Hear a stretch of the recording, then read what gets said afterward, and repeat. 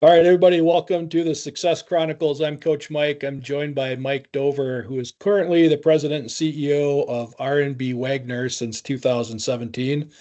The R&B Wagner Companies is a 100% employee-owned design and manufacturing firm of architectural metal, which I could butcher you by telling you what that is, but I'm going to let Mike share that. So Mike's a Marquette MBA, varied background. He's been a chemist. He's been a quality manager for rubber components.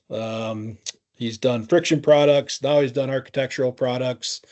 So pretty much any type of manufacturing involving rubber and metal, Mike's been involved in. Mike, thank you for joining us on the show today. It's great to have you on. Great. Thanks for having me. I appreciate it.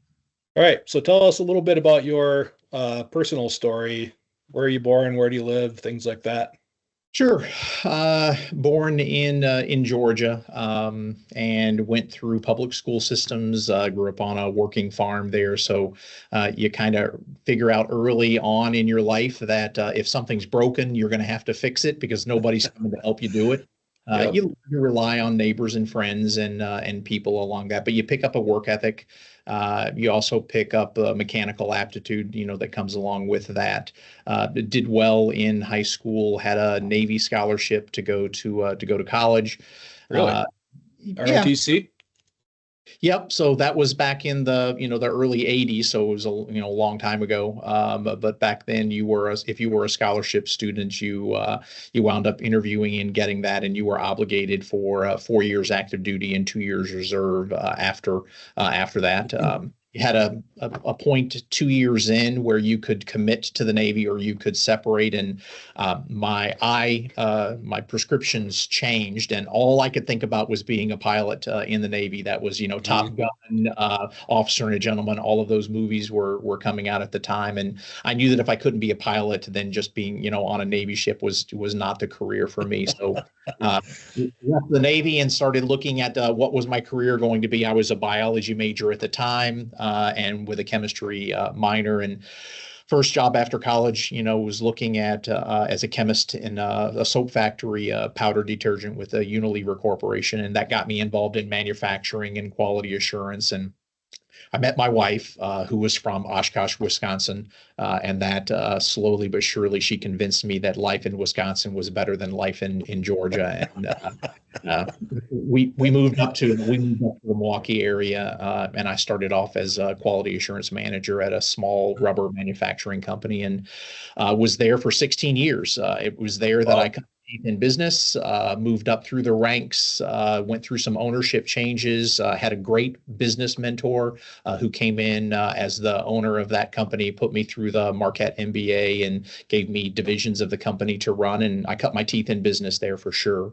And then decided that it was time for me to kind of go out on my own. And I took over as president of another local manufacturer here in the Milwaukee area, which was a phenolic resin manufacturer that made industrial brake and clutch linings, oil field industry, overhead cranes, things along that line. And then was really attracted to R&B Wagner. I was approached by a recruiter, and it was a 100% employee-owned company. And that concept, while I wasn't familiar with it as a financial arrangement, I really liked the idea of an employee-owned company. It was one of the things in management that you were always fighting was, how do I get people to think like an owner? How do I get alignment? How do I get us so that we're all in the same boat together? And when you come in and you understand the culture of an employee-owned company, it's everything that you could hope that it was. People are very, very much interested in the financial aspects of it because it actually is a pension plan. And so as your company pays down debt, does the correct capital expenditures, and really has a good strategic plan, everybody's share price, everybody's pension just grows along with that. And it really is generational wealth that you're creating. You have people, they have a 401k here. They have their outside investments if they have those, but they're not putting any money into the pension. It is the profits of the company that are ultimately being recognized as the value of the shares. And the longer that you're at an employee-owned company, the larger that pension is Sure. when you hit the retirement age. Yeah. So for Wagner, we're a metals manufacturing company. We specialize in handrails and guards, predominantly stainless steel, that go into non-residential construction. In that area, we'll do like the Fiserv Forum, the Oakland Raiders Stadium, large venues. We get involved in large intermodal transportation, subway stations, train stations, things like that, where they're trying to put handrails and guards that look good. These are large municipalities that want not only the building codes require a handrail or a guard to be there, but they want them to add something to the space. We do illuminated handrail, and those look like jewelry when you're being welcomed into Fiserv or you're going up the stairs wherever you're at. They're beautiful works. So we're making a good product. We have all of the challenges that every manufacturer has, but as an employee-owned company, you kind of have 160 partners right along there with you saying, how are we going to solve this? It's very empowering for the employees and very helpful, I think, for the leadership team to keep them focused on doing what is good for all of the employee shareholders. Yeah. How long has it been employee-owned? Since 2015. So I joined it at the very end of 2017. They had been just 2 years an employer, and it really hadn't transitioned to being, even though financially they were employee owned, culturally, the founders were still here and they were still running the company as though they owned it. Coming in, I was like, you guys are burying the lead. This is the thing that you're supposed to be talking about. Right. And I really got involved in the ESOP culture, both here in Wisconsin and nationally, and continue to it's a learning curve that you're on. There's no class in business school that prepares you to be either an owner operator or the CEO of an employee owned company. You learn all of the things that it comes along with being a pension plan and a company at the same time. Yeah. We've coached 2 companies through their ESOP conversions, and what you just described after a year or 2 was the exact problem for the owner who was trying to do it and wanted to jump back in and rescue. So it's super interesting to hear that that's not just unique to these 2 companies. That happens to other ESOPs too. There's a great reason why a founder decides to sell his company or their company to the employees. Typically it's, a lot of them are in the Midwest. A lot of them are manufacturing firms. Yep. A lot of them were there either multi-generational or they were there for their entire life. And they feel a sense of legacy and loyalty to the employees that made them wealthy and created this business. They just don't know how to let go. So they have the financial transaction, and it really does come down to the strength of their board on how well they do succession planning, on how are you easing the founder out and you're easing the next generation, if you will, of business leaders to come in. And there's a graciousness to them. That by creating an employee-owned company, they have given the best gift they could ever give to their current employees at the time that they convert, because they will be the founding owners that are there. And it's a great story, but people do struggle with that. The ESOP organizations, both Wisconsin and the National Center for Employee Ownership and CEO, they've got so many good tools out there for how to help through that transition, but you have to ask for it and really get involved with it. Yeah, and really want it. I mean, it's like you are letting your baby go out into the world, and whether it's an ESOP transition or just, in our world, a step all the way up to owning the company instead of being the company, it's emotional. And I mean, the upside is you're probably bigger than you were in 2015 now. Yeah. And the other thing is much more on much stronger financial footing. It takes a while to pay down what's called the owner's debt or the founder's debt. And that's what you're doing. All of the cash, one of the benefits of being an ESOP is that you're not a tax paying entity anymore. You're a qualified plan. So all of the money that used to go to the federal government, now that's cash that builds up inside your company. And you're using that to pay down all of that founder's debt. Right. For us, we paid that off about 4.5 years early. And then you start saying, okay, we're accumulating that debt. What's the next thing for us to do with that money? And you're investing in the company in capital expenditures and new equipment and technology. But there's even more available to you there for us. The next step is to start looking at acquisitions. What other products in other industries or other bolt-on products that you're looking to add to your company. Right. And some people are going to start retiring, so there'll be buyouts and when they're done with that process too. Yeah, so for us, we're only coming up. We're in our 9th year right now. So the what's known in the industry as a repurchase obligation, they're still reasonable. People that came in early have the highest values that are there, and COVID was really hard, as it was on every other company. That Sure. Some people that were already above 65, but they were only 5 years into the ESOP, but they didn't want to come into work anymore, and it was a challenge on those. So that is one of the first hurdles you have to cross as an ESOP is, do you understand what your cash obligations are going forward as a midlife ESOP? Because it starts to build where that could be millions of dollars a year of cash you Sure. have to come up with, or the Department of Labor lawyers tend to show up at your door and they'll find Sure. that somewhere. Yeah. So you mentioned a little bit about the difference in leadership style for the ESOP versus the previous family-owned company that you were part of. Can you shed a little more light on that? Yeah, it's to whose benefit are you running the company? When you're in a privately held company, if you're an S corporation, it's very easy that your earnings become their earnings. And so, you get to the end of the year and you haven't maximized, your bonus, depreciation or your Section 179 depreciation. All of a sudden you're buying Suburbans for everybody, and you're Right. just make sure it's either give the cash to the government or buy something with it. And so there's always a lack of planning, possibly a little bit of informal in the way that a company is run.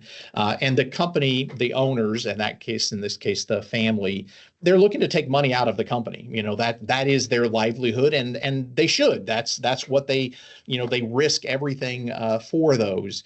When you move over to an employee-owned company and you're a pension plan, everything starts to get back to having a plan. What is the plan for understood growth? What's the growth rate that you're trying to hit? And how are you meeting that repurchase obligation? So it's not for any one individual or a family's benefit that you're running the company. It's for the families of every shareholder in a way that matters to them. And that you're changing their personal lives when they are going to retire and they're going to have hundreds of thousands, if not millions of dollars in a pension fund for them. Right. So you're able to make longer term decisions, I'm assuming, and start thinking in terms of strategic plans that last more than 21 days. For sure. Any company that's struggling to survive boils back down to, how are you managing cash? Right. How are you producing it? How are you spending it? So even an ESOP can go through that if they are not in a great business setting. But I think that if you're dutiful and you're looking forward, the ESOP forces you into a longer 3, 7, 10-year plan, where you've got a 10-year plan on where you're going to be from an overall growth rate, because your repurchase obligations are being planned out that far. That's forcing you to step backwards and say, then what must I accomplish over the next 3 years in order to be able to put me a third of the way on that 10-year plan? That's Sure. both from a strategic as well as a cash plan. It makes you do a capital planning in a way that you don't normally do inside of a family-owned company of the same size.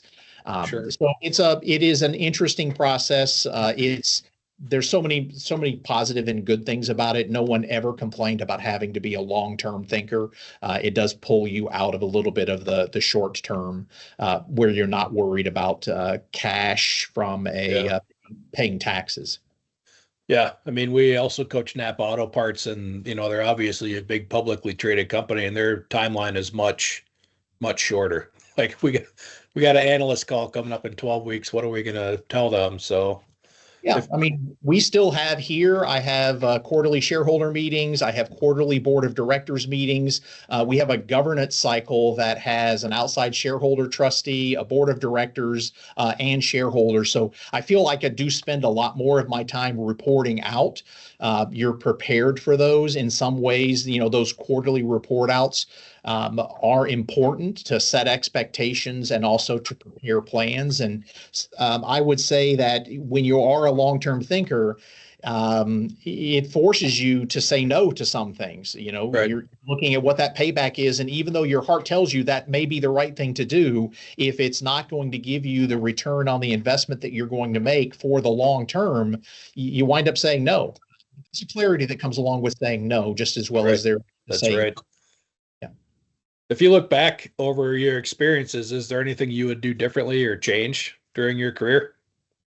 Uh, I think earlier on, and it may have been, just the MBA type, you come up through the ranks, they put you in charge of a company and you just want speed. And it may be a particularly unforgiving speed that doesn't factor in that people are on the other end of those decisions. It's the right thing to do. The math says to do it this way. By God, we're going to do it that way. And as you get older, you start to look back on there and say, well, could I really prove that moving at that speed and possibly viewing individuals as tools and not as human beings, was that the right thing to do? And I'm not saying that you're getting softer as you're getting old. You're realizing that there's just different ways that you can accomplish your goals. And part of that goes with, how did you communicate to those individuals? Did you give them a chance to come along on the ride that you were asking them to come along? It really does get to be how you treat and even think about people. And for me now, I'm much more direct. I'm much more taking an individual that I see struggling and having one-on-one conversations of, this is what I'm observing. What part am I playing in that? What resources are you not being given? What guidance? How am I setting your daily tasks that are getting in your way? I do believe that no one gets up in the morning and says, today I'm going to do a bad job. Yeah, no, doesn't happen. You see somebody struggling, you really question, have we not been clear? Have we not given them the time? Are they just in the wrong spot with you there? So for me, the thing that I think that I've learned through my career has been slow down a little bit when it comes to people, communicate better when it comes to people, give them a chance, but also give them the opportunity to make choices. And I'm not saying that when you're people focused, that doesn't mean that there aren't going to be difficult conversations. Sometimes there is a disagreement on what is the priority and what will be done, or they just have difficulty achieving the goals that were set out in front of them. Yeah, I mean, businesses grow and people can grow along with or not, one of the two. It sounds like that slow down, though, is really getting faster to the point of results, meaning if you have those tough conversations early, if somebody doesn't fit, then they find out they don't fit sooner than later and don't have to drag them along and try to coax them into, like being productive part of the company. Yeah, I always, when you had business leaders that would say you're doing a disservice to a person who's not fitting into your company because they fit somewhere, it may not be with you. So how are you helping them? And one of the things that we did as part of our long-term planning when here at Wagner as an employee-owned company was, how are we developing people after we hired them? And how are we talking to them about what they want to accomplish in their careers and what Wagner needs from them during that career and what opportunities? And we realized early that as a relatively smaller company, we did not have anybody with training, learning, and development experience. And so we went out and recruited and brought in a great gentleman, Rusty Bramlett, who is our learning and development manager, came out of Miller Coors, and really upgraded greatly our planning process. How are we talking? Changed our performance reviews so they're much more, where do you see yourself with us in 2 to 4 years? What do we need to do to prepare you for that? And not everybody has a career path. Not everybody wants to progress in their career. Some people are very family focused and said, I'm here for a paycheck and I want to go home and I want to have no worries. And we can find positions for that. There's always room for those. But, it saddens me when you have a great, I would say 28 to 35-year-old new manager, and you're not preparing them to be a manager. And I know I was never given a management class. Military, being on a farm, just probably being a little bit more direct, it just gives you this has seemed to be the thing that worked out the best for me as a manager. But we have I think it's Covey's The Leader in You series, where our executives are they're facilitating those meetings with them to just talk about how are you establishing trust with your team, how are you, how are you getting accountability, and really giving them some tools for them to go out and manage their people. I've seen such a change to our culture here now that we're having career path plans and just, Sure. where are you going to be going forward into the future? And I think that fits into the employee ownership culture. Yeah. Yeah, it's interesting if somebody needs to change something, the question is, what is your culture? Are you managing your culture, or is it creating its own thing and kind of, based on what you're allowing? So what's one or two of the most interesting insights you've had personally recently, or advice you've recently received about leadership or the business or anything you want? Yeah, for me, there was a really profound book called Leadership and Self-Deception. Love it. Love And it. it's out by the Arbinger Institute. Yep. And for me, it spoke to me just as a human being. I probably use it more in my personal life than I did in my professional life, but I catch that all the time. There's a great example they have in there of, you're on a plane and there's a middle seat available, and you see the last three people coming down the aisle, and you are surely not thinking of those people as they're trying to see their daughter's getting married that weekend. That middle seat represents an event in their life. All you can see about is, you're about to ruin my day by sitting right next to me. That's right. I used to be a traveling salesperson, and I know for a fact that I coveted that little bit of free space for my elbow, and it really caught me up short on how I view people and how I talked to people, and seeing them more of an object and a tool than I saw them as human beings. And whenever I struggle with my team, my management style, I go back and I reread that book all the time. It was given to me by one of the members of my board of directors right after she had joined our board. And I really appreciate that to this day, that was such a profound gift. I don't know if they know it or not, but I think that changed the way I think about people. Yeah, the first time I read that, it could have been about me and the let the baby wake up, and it's my Yeah. wife's, and I'm working hard. And have you read The Anatomy of Peace from the same group? Yep. Yep. Yep. Well, Interesting. I went out and tried to absorb everything that they wrote. I'm like, oh my gosh, they kind of saw into my soul on this book. And I think they captured lightning in a bottle there on those. And, the example that you give of that often when I'm driving into work and I know I'm going to have meetings that day with people that I'm at odds with. And when all I can think about are negative things about them, I realize I'm in the box. I'm the guy. It's me that's the problem. It's not them. And it makes me slow down. I even start laughing, and I'm like, you still, you still are a flawed person, and it'll change the way that I interact with them going forward. You just turn people into who you thought they were, because they know that you're treating them like a jerk, and so then eventually they turn into a jerk, and it's That's right. yeah. So anyway, it's just a great, for me, that I would recommend anybody to read that. It's an easy read, kind of a narrative that's there. Yep. And, Terrible book. For me, I go back to early on the book The Goal by Goldratt. Yep. Sure. It just helped me understand financial accounting in a manufacturing, and how the classic accounting systems don't capture what you're trying to do when you're growing a company there. And then recently I picked up a book, Critical Chain by Goldratt, which is just on how you do project management that's there. That was very, very informative, as we struggle, as a lot of companies do, on just new product development and how you're getting that thing launched. Sure. What's the next big thing for you and R&B Wagner? For us, it's acquisitions. We've attempted to over the past 4 years. You feel like that they're children, and when they're not successful, you fail somehow. I don't think that a lot of them are successful, but for us, as an ESOP, and I know quite a few ESOPs now who eventually acquire companies because of their cash position, because of the legacy that you can leave behind with another company that may be owned by a family or a single owner operator that that we can say, come into the fold, and wouldn't you like your employees to be an owner? There are many tax advantages to selling to an ESOP. So for us, that's what we're all in, is basically retaining a buy-side broker to go out and find companies for us to begin acquiring, get some of that experience, get them tucked in underneath us, welcome all of their employees in as shareholders, and then get out from underneath that debt and then do it again.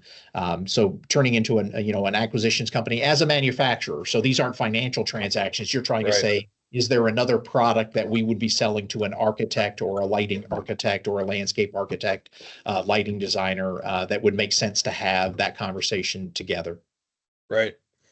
That's super interesting. I had never considered that. Last year, 2 years ago, we had 7 of our clients sell their companies, but none of them to an ESOP. And I know 2 of them that regret who they sold it, who they sold to, because they were, VC and dollar signs in your eyes and all that kind of stuff. But it wasn't a legacy model, and they put a lot of effort into it. So that's super interesting. You understand that these are their babies, their children. They probably raised their family while they were managing that firm, and they took a lot of risks, and they should get the rewards from that. I would say we don't necessarily compete with, if they really want the largest paycheck they can find. Yeah. Probably a VC firm out there that's willing to do that, and that, that's the American dream for us. We can look at it and saying, how can we help you with your tax strategies as you're selling to an ESOP? What's the value of having your legacy continue on, along with creating ESOP partners with your employees that are there? What do you want to leave behind in the industry? What do you want to leave behind in your community? No one regrets the ESOP model when they see their employees retiring with a significant pension. Right. Staying involved in the company after you sell. Usually the VC firms, there's a 6-month stay put, and realistically, it's just to make sure that that the cash is the cash. The things that you said were going to happen. But at an ESOP, you really do want them to help you in those regards. So it's a good thing for, I think, a single owner, especially in a manufacturing firm. I think you have a huge competitive advantage, because a lot of the VC, when they're out there, they're making bug-eyed promises. And if you just stay 3 years, then you're going to get 80% payout and all this money. But it doesn't work at Newell Rubbermaid. I was in the game of acquisition, and I was a fixer, sadly. So we were the guys that went down and said who was going to work and not. But the VC companies, the way that you're discussing it, if y'all are listening to this and thinking about what your future for your company is, VC is to get as much money as they can get out of it. And if you're building a legacy company, that's unlikely to be the best outcome for you, versus talking to people that do ESOPs and have, most of our clients want legacies. They're building companies because they want to build a company, not because they just want to make a buck. Yeah, ESOP want to be profitable as well. Right. We definitely have a share price, and that share price is something that we probably have more oversight, because it comes with the Department of Labor, and you'll have somebody as an executive that takes care of all of those, and your CFO will understand what the ESOP and cash obligations are going to be. But the cash that you're paying out in pensions kind of starts to equal the cash you used to pay out in taxes. But, we still are focused on results, and we still have to compete for, if you're selling your company, we still have to be able to provide a fair market value to you. We just aren't necessarily stretching to the top end on those, because we're not going in there and just cutting everybody that you possibly can, trying to get it ready to be up into the next tranche of VC people. We know that the decisions we make, we're going to be around, good or bad, to reap that harvest, and we want them to be good. All right, I have one more question for you that I did not prepare you for, and that is there a question you wished I would have asked you? Ooh, that is a good one. It would have been around ESOPs for sure. I would have loved it to have been a product marketing question. And we already covered kind of the leadership advice that I would have talked about in there. So no, I think you did a good job on prepping. Consider the product marketing question asked. Thank you. Yeah, I'm not really great at elevator speeches. Every time I hear those, I'm like, oh, I talk forever. I could never fit it. It'd have to be an elevator that gets stuck. And then that person's absolutely going to be an investor. The One World Trade elevator takes a long time to get to the top. That's for sure. That's for sure. Okay, Mike Dover, President and CEO of R&B Wagner Inc. Appreciate your time and your insights this afternoon. Thanks for being on the show. Thank you, Mike. Thanks for having me on. I really appreciate it. Yep, make it a great week. You as well. Take care. Bye-bye.